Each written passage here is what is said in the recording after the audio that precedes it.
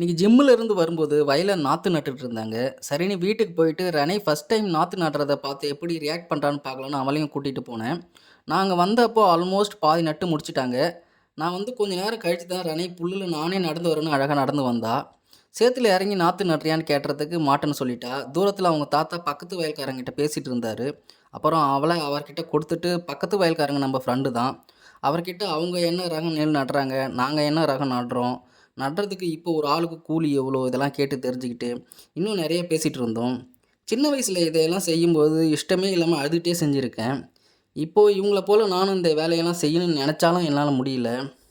இப்போதைக்கு முழு நேரமாக விவசாயம் பண்ண முடியலனாலும் அப்பப்போ வயலுக்கு வந்து என்னால் முடிஞ்ச கான்ட்ரிபியூஷனை பண்ணிகிட்ருக்கேன். டைம் ஆயிடுச்சு சரின்னு ஃப்ரெண்டுக்கிட்ட பாய் சொல்லிவிட்டு நெக்ஸ்ட்டு பாதி வயல் நட ஸ்டார்ட் பண்ணிட்டாங்க. அதை அப்படியே பார்த்துக்கிட்டு தூரத்தில் ரணே அவங்க தாத்தா கிட்ட விளையாட்டுட்டு இருந்தா. அவளை போய் எப்படியோ வாங்கிட்டு அப்படியே கிளம்பிட்டோம்.